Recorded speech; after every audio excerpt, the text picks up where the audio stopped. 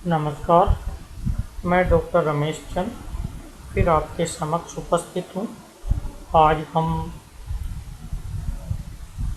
अनिश्चितता सिद्धांत के अनुप्रयोग देखेंगे।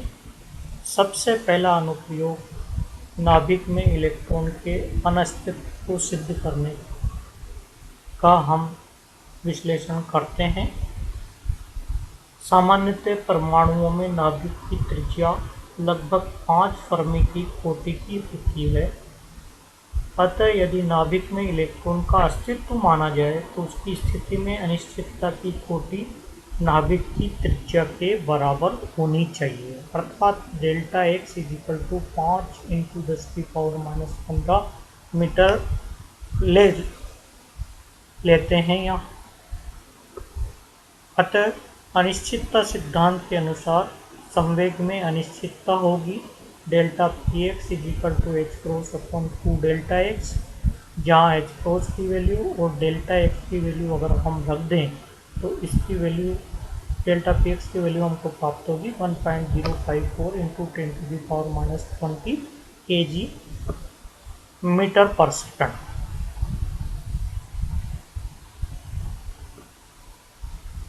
अतः इलेक्ट्रॉन का न्यूनतम संवेग उसकी अनिश्चितता के बराबर तो होना ही चाहिए। अतः नाभिक में स्थित इलेक्ट्रॉन का न्यूनतम संवेग 1.054 इंटू 10⁻⁻20 kg मीटर पर सेकंड ले सकते हैं। परंतु सापेक्षिकीय सिद्धांत से हम जानते हैं कि एनर्जी और मोमेंटम में जो रिलेशन है वो ये है। अतः ई मिनिमम इस इक्वेशन में सभी क्वांटिटीज की राशियाँ हमको मालूम है। पी मिनिमम यहाँ दिया हुआ है, सी 3 इंटू 10⁸ मीटर पर सेकंड होता है, m0 9.1 इंटू 10⁻31 kg के बराबर होता है। इलेक्ट्रॉन का ग्राम द्रव्यमान है। इन सब की वैल्यू जब हम रख देते हैं तो कैलकुलेशन के पश्चात हमको ई मिनिमम का मान प्राप्त होता है, जो 3.162 इंटू 10⁻⁻12 जूल के बराबर होता है। यदि हम इसको इलेक्ट्रॉन वोल्ट में बदलना चाहें तो 1.6 इंटू 10⁻⁻19 से डिवाइड करना पड़ेगा और फिर इस जो रिजल्ट आ रहा है उसको यदि मैं MEV मेगा इलेक्ट्रॉन वोल्ट में चेंज करूं तो नाभिक में स्थित इलेक्ट्रॉन की न्यूनतम ऊर्जा 20 MeV के बराबर प्राप्त होती है। ये अनिश्चितता सिद्धांत से प्राप्त गणना के कारण प्राप्त न्यूनतम ऊर्जा है। परंतु जैसा कि प्रयोगों द्वारा हम जानते हैं, जब भी बीटा क्षय होता है तो बीटा क्षय के द्वारा प्राप्त उत्सर्जित इलेक्ट्रॉन की ऊर्जा 2 या 3 MeV से अधिक प्राप्त नहीं होती है, जो ये सिद्ध करती है कि इलेक्ट्रॉन की न्यूनतम ऊर्जा कभी भी 20 MeV प्रयोगों में प्राप्त नहीं होती, जिससे यह भी सिद्ध होता है कि इलेक्ट्रॉन कभी भी नाभिक में नहीं रह सकता, क्योंकि उसको इतनी ऊर्जा की आवश्यकता होती है, जो प्रयोगों द्वारा सत्यापित नहीं की गई है। दूसरा जो अनुप्रयोग है वो है हाइड्रोजन परमाणु के मूल ऊर्जा स्तर की ऊर्जा का मापन करना। माना हाइड्रोजन परमाणु के मूल अवस्था में इलेक्ट्रॉन की स्थिति में r दूरी तक की अनिश्चितता होती है, अर्थात प्रोटॉन को केंद्र मानते हुए r त्रिज्या के गोले में इलेक्ट्रॉन कहीं भी हो सकता है, जिसके कारण delta x is equal to r लिया जा सकता है। अनिश्चितता सिद्धांत का उपयोग करके संवेग में अनिश्चितता एच क्रॉस अपॉन आर के बराबर होगी। चूंकि इलेक्ट्रॉन के संवेग में अनिश्चितता एच क्रॉस अपॉन आर की कोटि की है, अतः परमाणु में इलेक्ट्रॉन का संवेग कम से कम इस कोटि का होना चाहिए, अर्थात p x is equal to delta p x is equal to h cross upon r. ये पी एक्स है क्योंकि हमने यहाँ एक्स लिया हुआ है इसलिए। अतः इलेक्ट्रॉन की मूल स्तर में गतिज ऊर्जा p square x upon two m is equal to h cross square upon two m r square, यहाँ से वैल्यू रख दी हमने।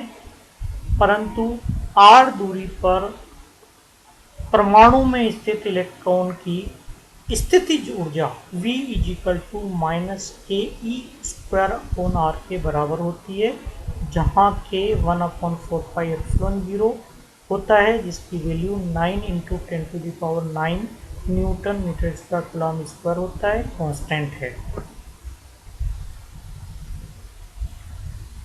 अतः इन दोनों का जब हम सम कर दें तो इलेक्ट्रॉन की कुल ऊर्जा हमको प्राप्त होती है E is equal to k plus v h cross square upon two m r square minus k e square upon are के बराबर। मूल स्तर में परमाणु की ऊर्जा न्यूनतम होती है, अतः इस स्थिति में डी अपॉन डी आर का मान 0 होना चाहिए, अर्थात ऑप्टिमाइजेशन कंडीशन से d upon d r is equal to, इसका हमने डिफ्रेंशिएशन किया तो हमको मिला -2x² upon 2mr³ plus k e square upon r square is equal to 0।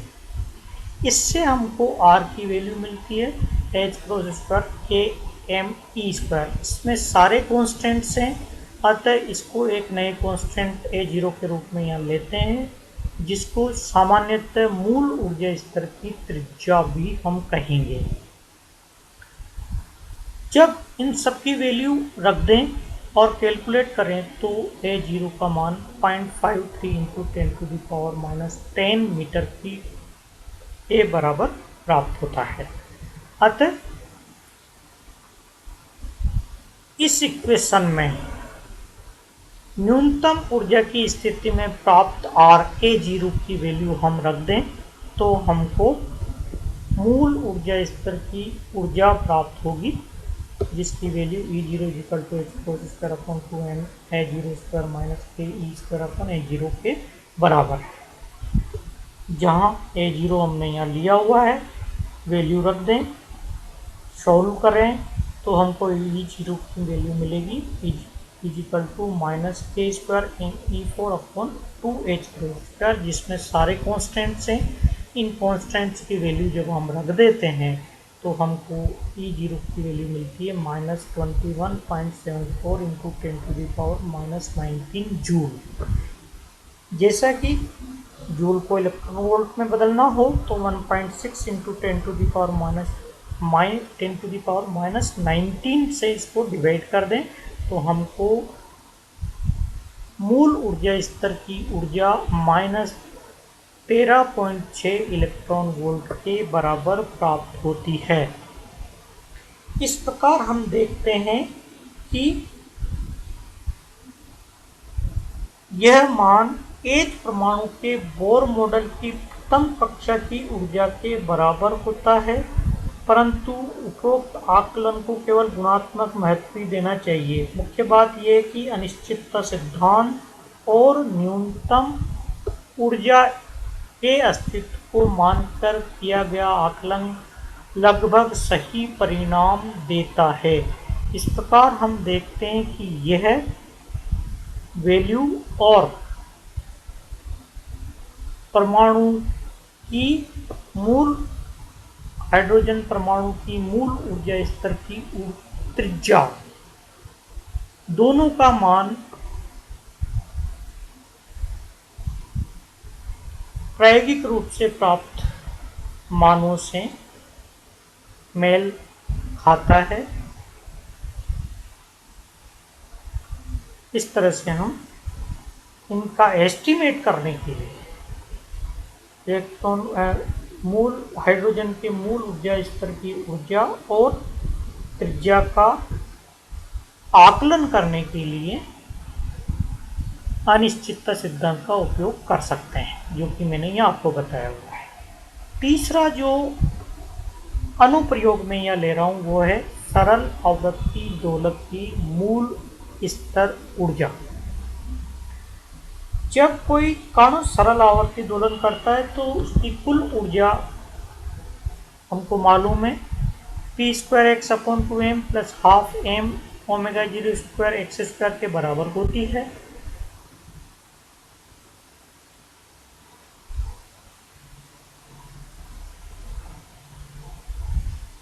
यहाँ मैंने px² और x² की एवरेज वैल्यू ली हुई है, परंतु हमको ध्यान है delta x is equal to √x² minus x average square, और इसी तरह से डेल्टा px तो हम जनरली जानते हैं एवरेज वैल्यू ऑफ x और px 0 होती है। इस रूप में हम डेल्टा x को √x² के एवरेज वैल्यू के बराबर ले सकते हैं।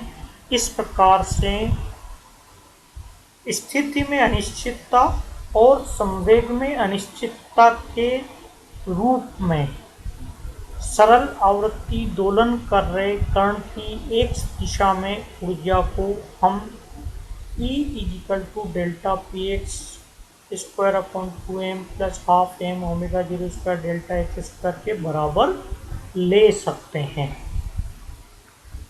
परंतु हाइजेनबर्ग के अनिश्चितता सिद्धांत के अनुसार delta x dot delta px is equal to h×2 ले सकते हैं। तो डेल्टा px की वैल्यू हमको यहाँ से मिल जाएगी।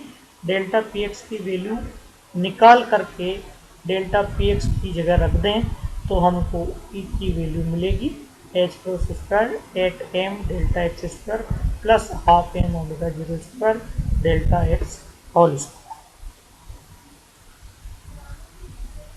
चूंकि न्यूनतम ऊर्जा स्तर अवस्था में E का मान ऑप्टिमाइज होना चाहिए, अतः d/d डेल्टा x निकाल लें तो ये 0 के बराबर होगा, जिससे मुझे डेल्टा x की वैल्यू मिल जाती है। इस डेल्टा x की वैल्यू जब हम इक्वेशन बी में रखते हैं तो हमको सरल आवर्ती दोलित्र की न्यूनतम ऊर्जा स्तर में ऊर्जा की वैल्यू प्राप्त होती है। जब इसको हम सॉल्व करते हैं तो इसकी वैल्यू हमको मिलती है हाफ h ओमेगा 0 के बराबर। ये क्वांटम यांत्रिकी के अनुसार सरल आवर्त दोलक की शून्य बिंदु ऊर्जा भी कहलाती है। नेक्स्ट जो अनुप्रयोग है वो है उत्तेजित ऊर्जा स्तर का स्वाभाविक विस्तार।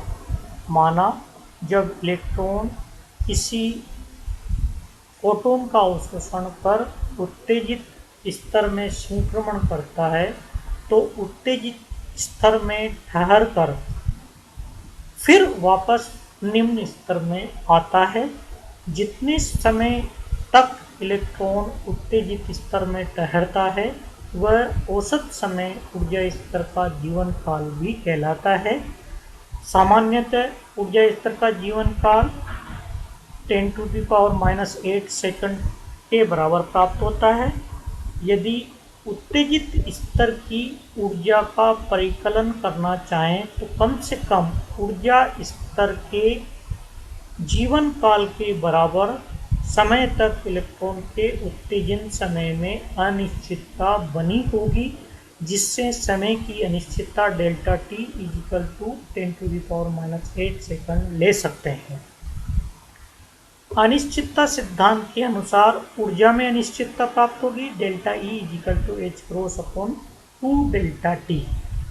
जब इनकी वैल्यू रख दें, कैलकुलेट करें, तो ये हमको मिलेगी 5.27 इंटू 10⁻⁻27 इंटू जूल के ऑर्डर की, और इसको इलेक्ट्रॉन वोल्ट में बदल दें तो 3.29 इंटू 10⁻8 इलेक्ट्रॉन वोल्ट, जिसके कारण उत्तेजित स्तर की ऊर्जा में यह स्वाभाविक विस्तार होता है।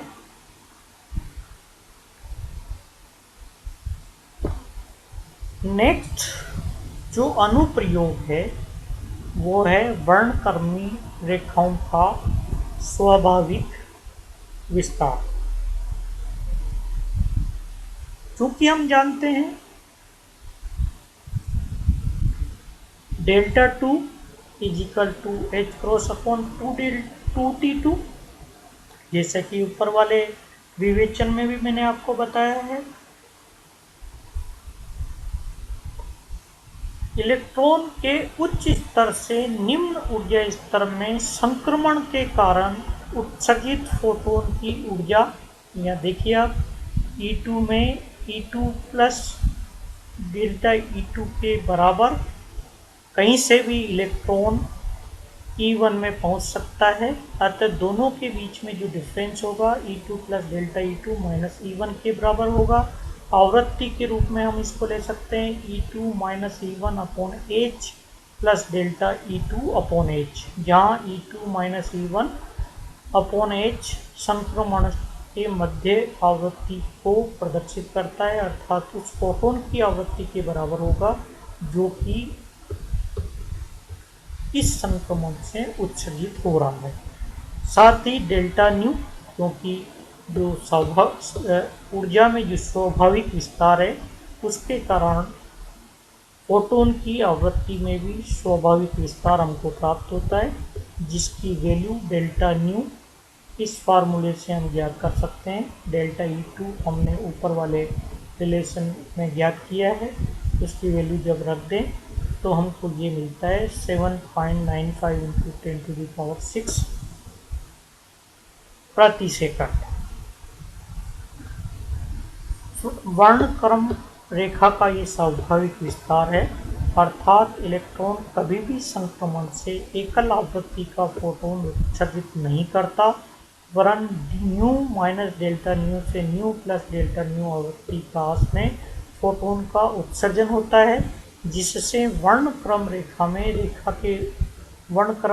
में जो स्पेक्ट्रम हमको प्राप्त होता है उसमें वह रेखा के रूप में न होकर एक मोटी लाइन के रूप में हमको दिखाई देता है।